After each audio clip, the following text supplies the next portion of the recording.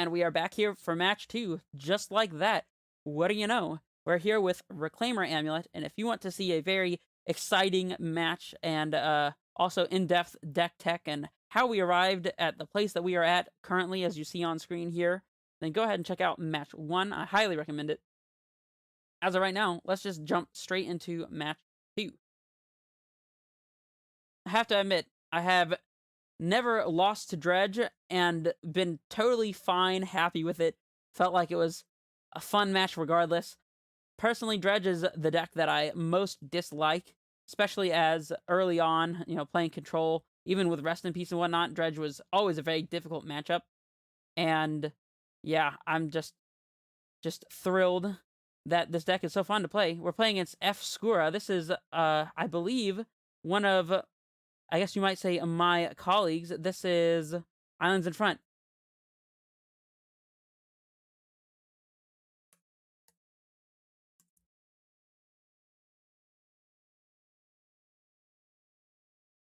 Can we keep this one? I'm willing to risk it, I think. I don't know, though, because we need a bounce land. Double Summoner's Pact is not fantastic, and the Engineer's Hostess is likely to be dead, but... Alright, we'll keep it.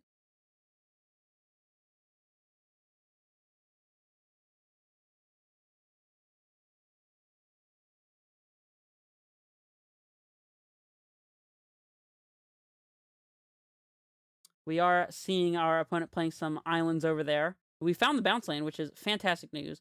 Let's go ahead and lead off on this Amulet. If they got the Force, they got the Force. That does happen sometimes.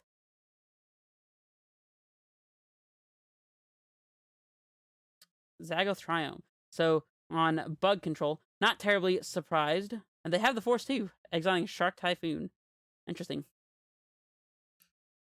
I know that my good friend over here happens to prefer Bug as opposed to other color combinations. Let's throw out this Valakut and pass. We can play Dryad next turn if we want to. No land. A shame. Well, we're doing it. We're probably getting, like, remanded or mana leaked, perhaps. Or not. Maybe I should just be quiet. Well, in that case, let's pick up this Forest, and we might actually be casting Titan this upcoming turn. I guess there could be a Fatal Push.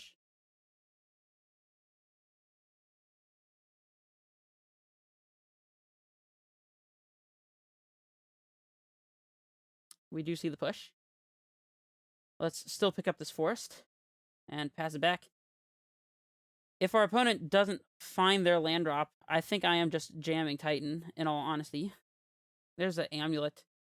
Does not change my plan. Here comes the big guy himself, coming in with the big guns.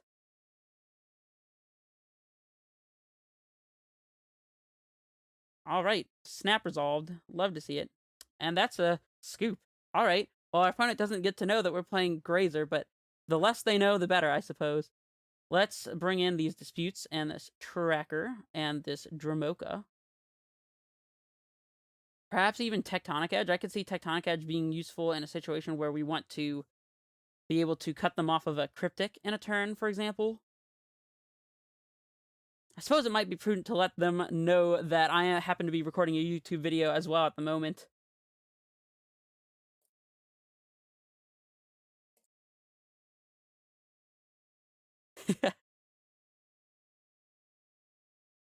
I don't know about the Tectonic Edge. Going down a land doesn't seem to be the best option. We could also bring in Path for Uro, because that's almost certainly a factor, but I think maybe Bog is going to be good enough to handle it. I don't mind having access to 1 or 2 paths just in case. It also lets us play a little around these Shark Typhoon tokens, so you know what? I almost ignored the fact that our opponent probably has Ashiok. We want at least 2 purges. I'm going to bring in the third one. It's a little dead, but we need answers to that card. Let's see. We can get rid of these Grazers for sure.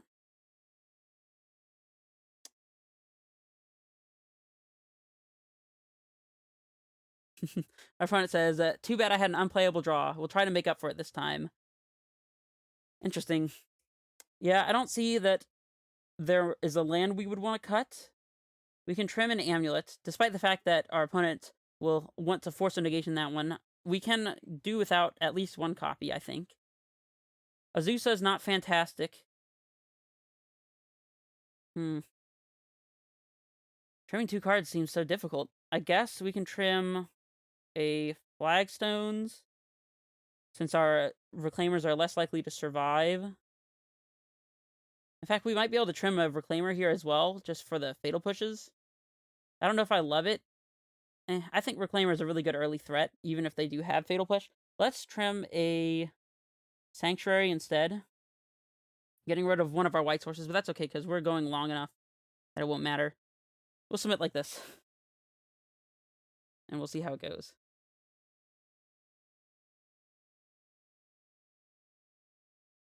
Maybe we can show our opponent our sick Reclaimer tech. Or we can just have a normal-looking Titan hand. That's cool, too. I mean, we did side out one of these amulets to not have too many of this effect, but having 2 in the opener is way better than drawing 2 over the course of the game, so we'll see how this goes. Gonna have a little trouble against Aether Gust if they do in fact have it. We'll make do. And we have both of our haste lands in hand, so that's not fantastic. We're gonna see the Force again. The secret best card in the deck, Zagoth Triome. The bug land lets them fix their mana perfectly. I don't think I want to jam Dryad into a Gust. I'd rather go ahead and further our land drop progress here by getting an untapped land out of the way and casting Explore. This also gives us more information about how to proceed with the upcoming turn. So let's throw this Explore out there and see if our opponent cares to react. They do not. Not super surprised here. I guess we might as well get the Battlements and Amulet into play as well. We'll do that.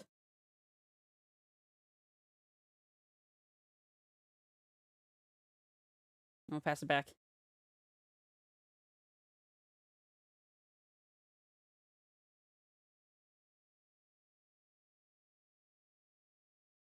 I mean, we're making a lot of progress here. We do have Titan next turn if our opponent just taps out.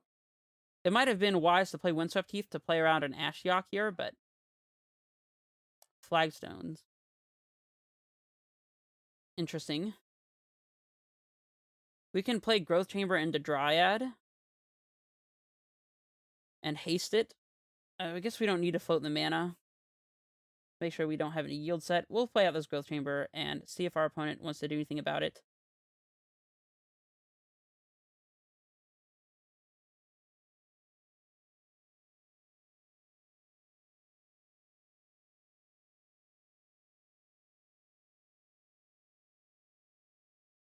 I could definitely see playing the Dryad and then just not even bothering with the Titan. So, that seems like a prudent thing to do. I think we're still picking up the Growth Chamber here, as it represents a lot of mana. Don't need to worry about transmuting T-West when we have both of these amulets in play. We will leave a green floating, however.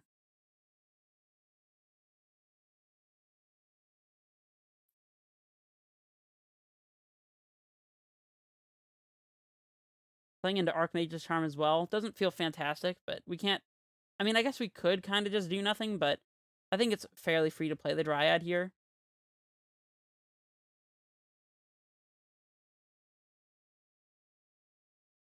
Remand. Oh, that's great. I will recast that one for sure. I guess we could have used the Valcut instead of the Hanweir there. Whatever. Let's play this Windswept Heath and pass the turn. Not getting punked out by Ashiok this time.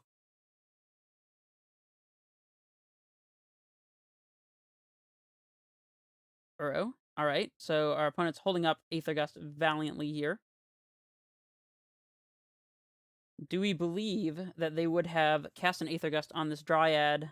Oh, they couldn't have. They only had 1 mana up. That's why. Alright, no need to fetch immediately since this represents a potential 2 mana with our double amulets if we get a tapped land here. Talari West is interesting. We can transmute that one for Cavern.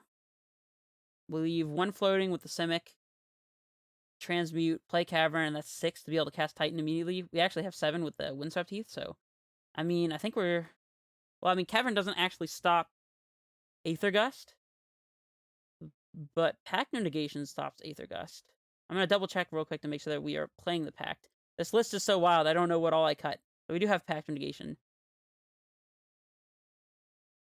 Yeah, I think going for the Pact No Negation makes sense.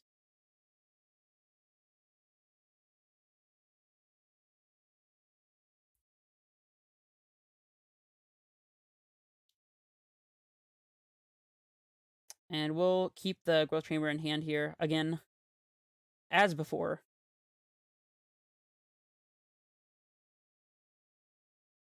Gonna squelch me. Counter this activated ability.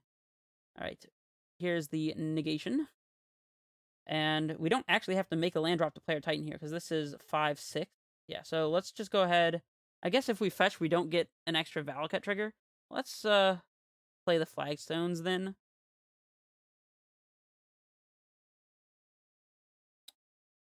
Do we want to fetch and leave a red floating? That way we can haste our Titan with Hanweir? I guess we need to. Hold on, so before we float this mana, we'll fetch.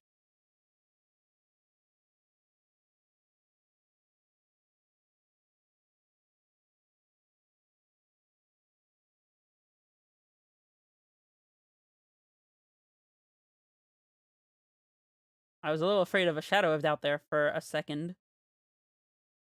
Not gonna lie.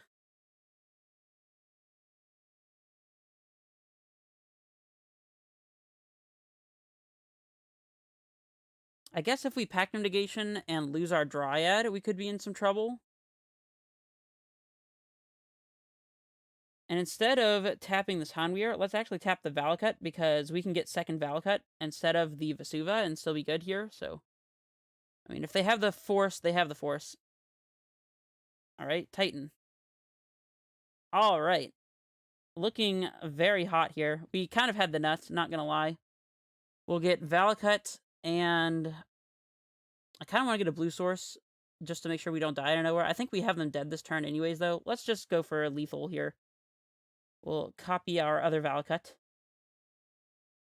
All of the triggers.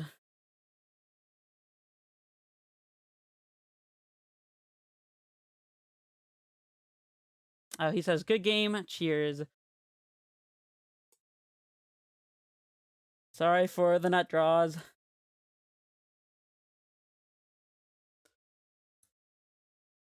Alright. Good deal. Good deal. Well, despite the fact that we kind of just had the nuts there and ran over our opponent, I highly suggest you go check out his channel, IslandsInFront. I've mentioned him before. I think he only has about 500 subs. I say that as a person who only has 20 subs at the moment, so, you know, what can you do? But anyways, if any of you guys are not subscribed to IslandsInFront, you definitely should. Great content over there. I watch very many of his videos, as many as I can, whenever I have the free time. Fantastic person. Very nice. A little nicer than mine. He has the nice, you know, cut shots and all that stuff. Goes from one to the next. He's like, alright, I will see you guys in the match. And then he pulls his hands back and all of a sudden you're in the match. I don't have that kind of fancy technology. But regardless, great guy, great content. Go check it out. IslandsInFront. I will see if I can get a link in the description below. Yeah, let me know what you thought of that match. We didn't even get to play Reclaimer. So unfair. Anyways, I will see you guys for match 3. This is Redface Menace, signing off.